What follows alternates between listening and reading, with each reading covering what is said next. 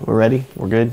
Hey guys, my name is Matt Johnson. I'm a wedding cinematographer and I've been shooting weddings for about 6 years now. And more recently I've been wanting to share some tutorials and reviews and tips that will help you become a better wedding cinematographer. To date I've made several videos. One of them is a review of the Sony A7S II, another one is a review of the Sony EF-S, all geared toward helping wedding cinematographers shoot better weddings with those cameras. Today though I have a tip that will help anyone working with the Sony A7S II, and it's pretty awesome. If you've been shooting with any of the Sony A7 series of cameras, the A7, the A7S, the A7R, the A7S II, the A7R2, the A7 II, you've probably heard that there's a feature in it called Super 35mm APS-C mode. And what that does is it crops the sensor so it can use a wider variety of lenses.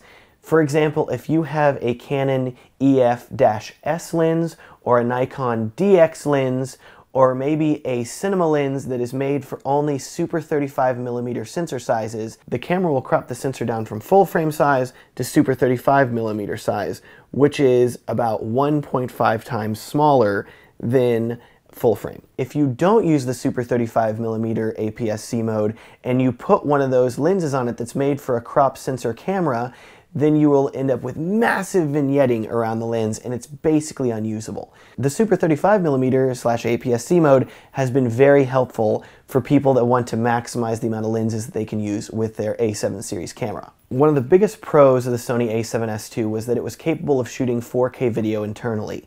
One of the biggest drawbacks of the Sony A7S II is that if you are shooting 4K, because of the sensor size and the amount of megapixels that it's pushing, it is unable to use Super 35/APS-C mode while shooting in 4K. I believe this is a hardware level issue with the camera and it will not be able to be fixed with a future firmware update, unfortunately. But I have great news. I've discovered a workaround so you can enable Super 35/APS-C crop mode while shooting 4K with this camera, and I'm going to show you how to do it. First of all, grab your handy dandy Sony A7S II, and you'll notice that I'm using a Photodiox EF lens to E-mount adapter with a Pro Optic 8mm fisheye lens that is only made for crop sensor cameras. So if you look at the footage from this thing, it looks weird on full frame. You end up with massive and really odd vignetting all around the center of the image, and at this point it is basically unusable unless you were going for some hyper stylized awkward look, which I don't think you really want.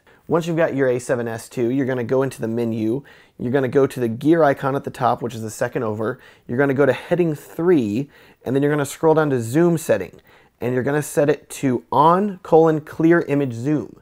Now what clear image zoom enables you to do is to turn any of your prime lenses into zoom lenses, or any of your zoom lenses into even better zoom lenses. And that is done through a mixture of pixie dust and unicorn blood. It's a very proprietary mixture though that Sony has not made public. But it's best just to show you. Once you've turned on clear image zoom, you're going to want to stay in the menu and stay on the gear icon, but scroll over to heading 6. Once you're there, scroll down to custom key settings and enable one of your custom buttons. In my case, I've enabled custom button 4 to zoom. You may have to scroll through, there's a ton of options. Just get to zoom and select it. Once you've done that, hit menu twice to go back out of the menu, back to your video. And in my case, having enabled C4 to be the custom menu button for zoom, which does not blow up the camera, mind you, you're going to want to tap C4 and it brings up a magnifying glass that says zoom, and then you can manipulate the scroll wheel to zoom in and out of your image. So as you begin to zoom in, you'll notice, oh, there's less vignetting. There's a lot less vignetting. Once you get about 1.4, there's minimal vignetting. 1.5, there's no vignetting at all. Suddenly, you're shooting in Super 35 APS-C mode, but you're still in 4K. So hit the center button to lock that in, and you can look around and say, oh my gosh, this is happening. I've just enabled Super 35 APS-C mode while shooting 4K. This is crazy.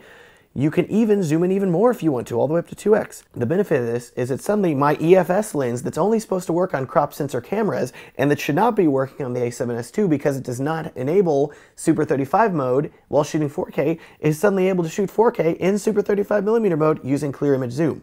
Now, people say, well, isn't that a drop in quality? No, Sony has said that there is no visual loss in quality.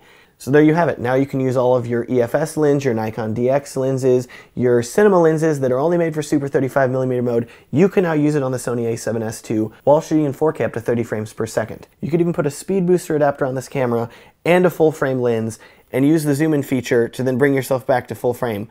But that doesn't really matter because there's really no benefit to doing that because it's already a full frame camera. Some people, myself included, did that with the A7S because it minimized the rolling shutter if you shot in super 35mm mode because the sensor refreshed faster. Unfortunately, because you're just using clear image zoom, the sensor is not refreshing any faster, so there's really no tangible benefit to shooting with a speed booster and a full frame lens versus just shooting in full frame mode. Unless the only lens adapter that you currently have is a speed booster.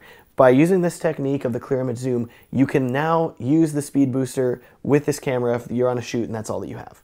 Otherwise, there's really no reason to do it. So with that, you now have a workaround to shooting 4K in super 35mm mode or APS-C crop mode with your Sony A7S II. I really hope this tip helped you out. In the future, I'm going to be making more videos sharing things that I've learned as a wedding cinematographer to help you become better at shooting weddings, editing weddings, and making better videos in general. Please let me know if you have any questions or comments about this. You can leave a comment below or get in touch with me through my website, whoismatt.com. You can also check out my wedding films through my wedding film production company, Filmstrong Productions, at filmstrong.com.